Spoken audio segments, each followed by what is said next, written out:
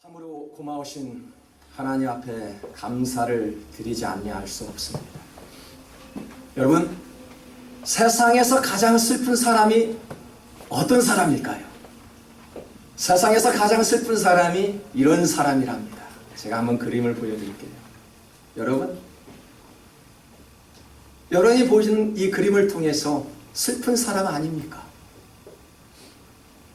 사라져버렸던 그 다리를 되찾고 싶은 마음으로 이 아이는 그림을 그리고 있습니다. 슬픈 사람 아닙니까? 우리는 손과 발을 당연히 가졌다고 해서 당연하다고 생각합니다. 보이는 눈을 가졌다고 해서 너무나도 당연하다고 생각합니다. 내가 자그마한 집이라도, 나에게 형제라도 부모라도 계시니 그것이 나에게는 당연하다고 생각합니다. 여러분, 이 세상에서 가장 슬픈 사람이 누구입니까? 나에게 주어지는 모든 것들을 제대로 사용하지 못하고요, 나에게 주어진 그 모든 것들을 감사할 줄 모르는 사람이 불행한 사람이 아닙니까? 장애를 가졌다고 그가 불행한 사람이 아닙니다. 내가 가진 것에 감사할 줄 모르는 사람이 가장 불행한 사람인 것입니다. 시편 136편에 보니까요, 다윗은 오직 하나님 한 분만을 진심으로 찬양하며 애굽에서 인도하신 하나님 앞에 감사하며 영광 돌리고 있는 모습을 봅니다. 다윗이 어떤 사람입니까? 다윗을 보니까요, 어린 소녀 때부터 부모와 형들로부터 무관심을 받았던 사람이었습니다. 그는 들에서 아버지의 양을 지켜야만 했던 그러한 외로운 사람이었습니다. 들에서 더위와 추위를 견디며 아버지의 양들만 지켜야 했습니다. 얼마나 그 가정에서 그가 소요했는지 그는 이렇게 표현을 합니다. 시편 27편 10절을 보십시오. 나의 아버지와 나의 어머니는 나를 버려도 주님은 나를 돌보아 주십니다. 형들은요, 멋진 옷을 차려입고 사무엘 앞으로 나아갈 때 다윗은 양들을 지켜야만 했습니다. 형제로부터, 부모로부터 미움을 받았던 사람이었습니다. 얼마나 불쌍한 사람이었는지 모릅니다. 참 슬픈 사람이었습니다. 얼마나 그의 고백이 괴로웠으면은 나의 아버지와 나의 어머니는 나를 버려도 하나님만큼만은 나를 버리지 아니하실 것이다라고 고백했던 사람입니다. 외로운 사람이 아니었나요? 슬픈 사람 아니었습니까? 어느 날 적군이 밀려왔습니다. 골리앗이라는 그 거대한 장수를 물리칠 수 있는 이스라엘 백성들이 없었습니다. 다윗이 등장하였습니다. 양을 지키고 있었던 그 다윗이 골리앗과 싸워 대승을 거두었지요. 그때부터 이스라엘 사람들이 다윗을 따르기 시작했지요. 사람들이 다윗을 좋아하니까 사울이라는 사람은 시기와 질투로 인해서 다윗을 미워하였습니다. 생명을 유지하기 위해서요, 적군 땅에 들어가 미친 척하였던 사람이었습니다. 그가 쫓아오는 사람이 다른 사람이 아니었습니다. 자기 장인어른이었습니다. 구테타를 일으켰죠. 아버지인 다윗 왕권을 빼앗기 위해서 구테타를 일으킨 장본이 누구였습니까? 압살롬, 그 아들이었습니다. 얼마나 슬픈 사람이었습니까? 여러분, 그럼에도 불구하고요, 다윗은 그가 노래할 때 하나님을 찬송하며 하나님 앞에 오직 감사하는 찬송을 하였습니다. 땅을 물 위에 펴신 하나님께 감사하라. 해로 낮을 주관하신 하나님 앞에 감사하라. 별과 달로 밤을 주관하신 하나님 앞에 감사하라라고 이야기했습니다. 그의 삶을 보니까요, 전부가 하나님 앞에 감사하는 생활을 하였습니다. 세상에서 가장 슬픈 사람은요, 감사가 없는 사람이라는 것을 말씀해 줍니다. 여러분, 전부를 가졌습니다. 충분한 역량이 있는데도 감사할 줄 모르는 사람입니다. 여러분, 감사가 부족한 이유가 무엇일까요? 은혜로 알지 못하지. 본문 1절에 보니까 여호와께 감사하라. 그는 선하시며 그 인자하심이 영원하니로다. 무슨 일을 시작할 때는요, 감사로 시작했어요. 일을 마칠 때도요, 감사로 마쳤어요. 무엇을 감사하라고 말씀합니까? 주님의 영원하심을 감사하래요. 주님의 영원하심은 우리에게 힘이자 소망이지요. 하나님의 은혜로 생명을 얻었습니다. 저희들은 이 땅에 와서 이민자로 살고 있지요. 저희들은 이민자입니다. 이민자로 살고 있지만 우리는 하나님의 손을 놓지 아니하고 하나님의 자녀로 살고 있습니다. 오늘도 주님께서 베푸시는 떡과 포도주를 나눌 수 있는 예식에 참여할 수도 있었습니다. 그러한 특권도 부여받았습니다. 이보다도 더 큰 은혜가 어디에 있을까요? 하나님의 자녀 삼아주신 것보다 더 큰 은혜가 있다라면 말씀해 주시기 바랍니다. 교회를 다니며 신앙생활을 할 수 있다는 것은요, 대단한 가치가 있는 것입니다. 예배자로 부름받아 하나님 앞에 찬송하고 기도하는 그러한 성도들의 모습은 굉장한 큰 축복입니다. 그런데 많은 성도들은요, 이러한 값진 행위를 알지 못합니다. 그것이 문제이지요. 성경 말씀이 어렵고 몰라서 은혜를 받지 못합니까? 우리가 찬송을 할 수 없어서, 할 줄 몰라서 우리가 찬양하지 않습니까? 기도할 줄 몰라서 우리가 기도하지 않는 것이 아닙니다. 은혜로 알지 못하기 때문입니다. 요즘 말씀의 홍수, 찬양의 홍수, 은혜의 홍수 속에서 우리들은 살아가고 있습니다. 그럼에도 불구하고 은혜로 모르는 이유가 사람의 마음에는 원망과 시비와 불평이 있기 때문에 그렇습니다. 다윗이 자신을 무관심했던 부모와 형제들을 바라보았다라면 다윗은 감사할 수 없었습니다.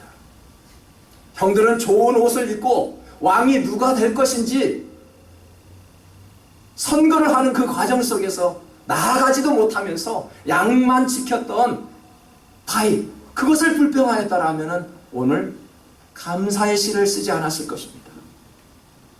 원망과 불평이 시작되는 순간부터요, 하나님은 보이지 않는 것이죠. 원망과 불평의 바이러스가 우리의 몸속에 들어오는 순간부터는 하나님의 은혜를 우리가 맛볼 수 없다라는 것입니다. 그래서 사도 바울은 빌립보서 2장 14절에서 이렇게 말씀합니다. 모든 일을 원망과 시비가 없이 하라 라고 간곡히 부탁하였습니다. 원망과 시비가 무엇을 말씀하고 있습니까? 원망이라는 것이 뭐예요? 우리는 흔히 내가 잘못되면 부모를 원망하지요. 왜 우리 아버지는 재산이 없어서 나에게 물려주는 것이 이렇게 없어? 원망합니다. 왜 나의 가정 형편은 이래서 내가 학교에 갈 수도 없었어? 그게 원망입니다. 원망이라는 것은요, 불평을 이야기하고요, 불만을 이야기하고요, 투덜거림을 우리는 원망이라고 이야기합니다. 그러면 시비는 무엇입니까? 시비라는 것은요, 따진다, 논쟁한다, 의심한다라는 이야기입니다. 좋지 않음을 의미합니다. 구약의 이스라엘 백성들이 출애굽 후에서 광야에 머물고 있을 때 춥고 배고파, 차라리 애굽에 있을 그 모습, 차라리 종살이 했던 그때가 좋다라며 불만하였습니다. 그리하여 하나님 앞에 크게 진노하심을 받았던 기억을 아실 것입니다. 그때 원망과 불평을 하던 그 사람들이 누구였습니까? 원망했던 사람이 누구였습니까? 정말로 주님께서 보시기에 차마 눈뜨고 볼 수 없었던 불쌍한 노예들이었습니다. 하나님의 은혜로 그 노예의 생활에서 건져주시고 약속의 땅을 맡기시면서 얼마 후에는 가나안 땅을 보여주시겠다라고 말씀하셨는데도 불구하고 그들은 원망하였습니다. 매일매일 정확하게 만나와 메추라기를 하늘에서 내려주셨지요. 그 먹을 양식이 있음에도 불구하고, 또한 반석을 쳐서 물을 내줌에도 불구하고 그들은 춥고 배고프다며 원망하였습니다. 세상에서 가장 불쌍한 사람은요, 이처럼 베푸신 은혜를 모르고 감사해야 할 일을 오히려 불평으로 옮기는 사람들입니다.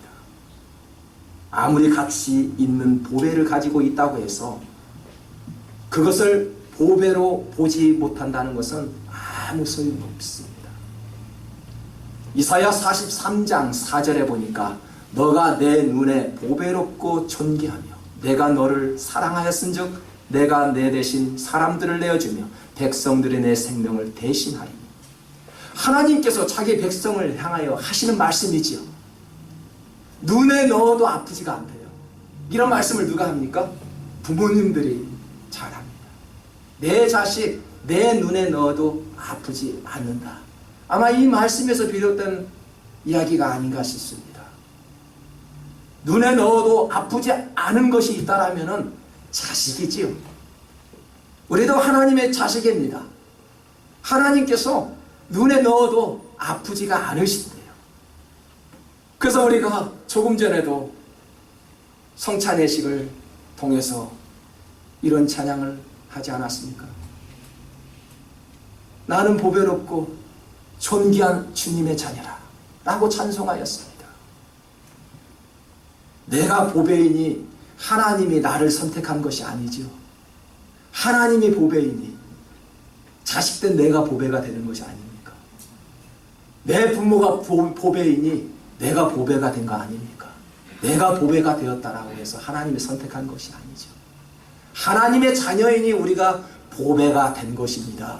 그래서 그 보배를 보배답게 여겨야 합니다.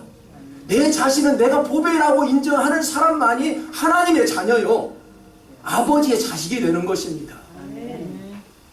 하나님의 보배, 나는 하나님의 보배라고 나아갔을 때 70인 전도자가 어떻게 했다고요?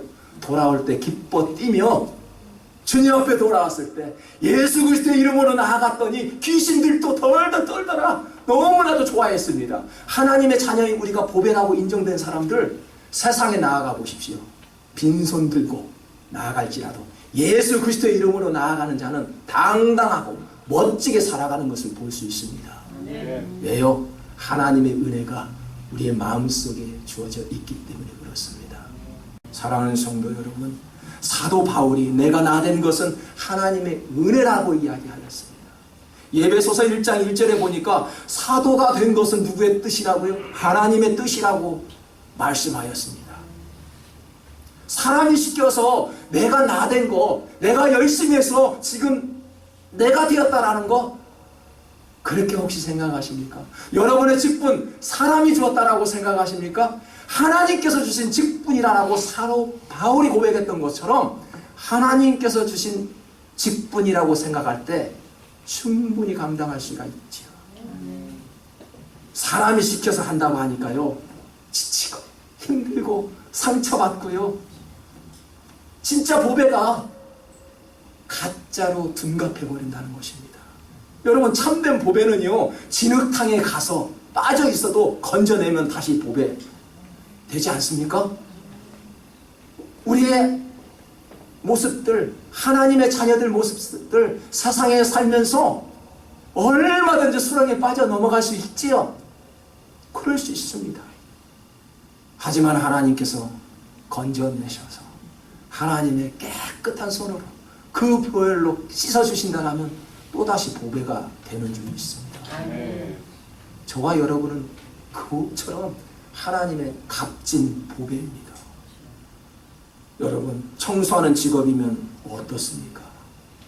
식당에서 그릇을 닦으면 어떻습니까? 다윗처럼 쓸쓸하게 양이나 지키고 있으면 어떻습니까? 어느 곳에 있든지 하나님의 보배처럼 살아가면 되는 것입니다.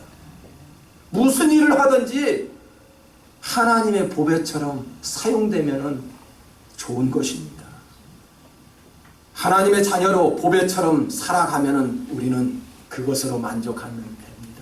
그런 자가 감사할 수 있지요.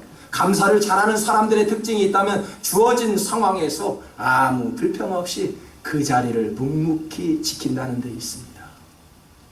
시편 여러 곳에서는 다윗의 감사로 가득 표현되고 있습니다.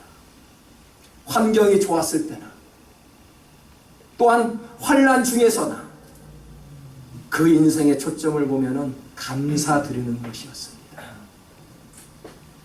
바다 위에 떠있는 이 땅을 보고 낮을 주관하는 해를 보고도 밤을 주관하는 그 달과 별을 보고도 감사하는 체질이었습니다.